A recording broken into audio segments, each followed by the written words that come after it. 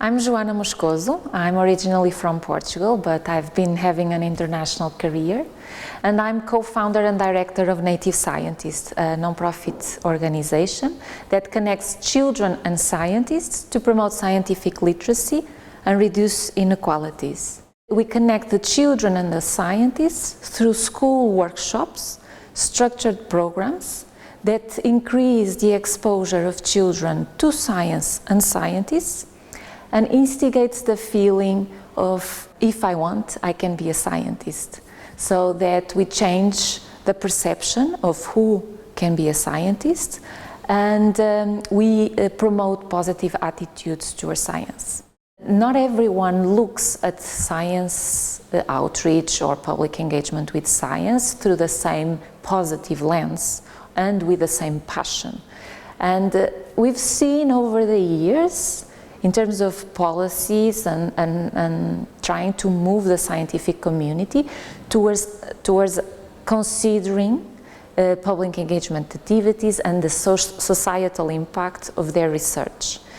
But we need to do more, because it's still something that scientists do as an extracurricular activity out of their own passion, either because they have to, because they committed to it in a grant, or because they have a genuine interest in doing so, right?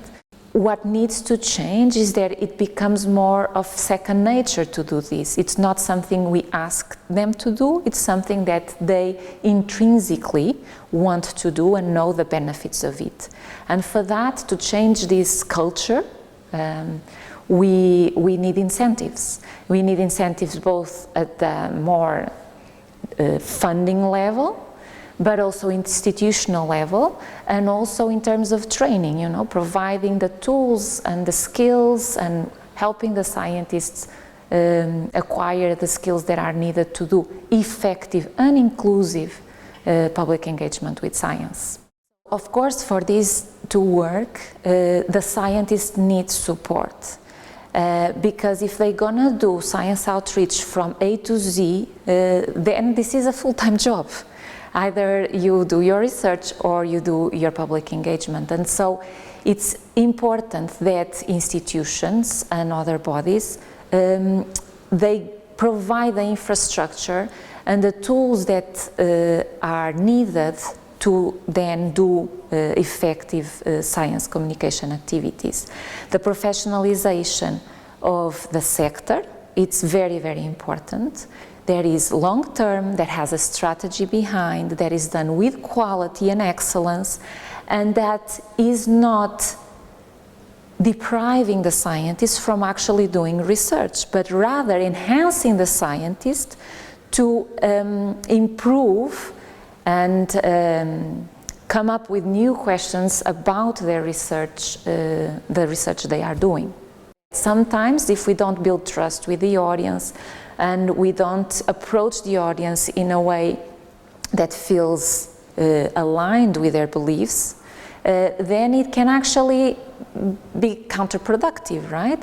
And so it's really important that in the background there is a team of people that really provide the infrastructures, the logistical support and the training to allow researchers to actually grow with the experience in terms of the research outputs that they are producing.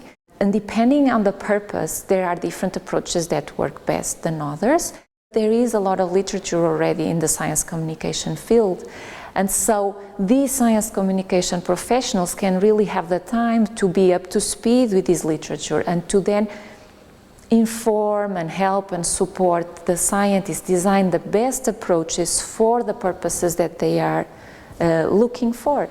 And ultimately, this can lead to research being carried out in a way that is more aligned with the problems of society, in a way that can anticipate the problems of the future, and in a way also that makes sure knowledge circulates and doesn't stay confined, you know, in the scientific conferences and the scientific papers, which are not accessible to everyone.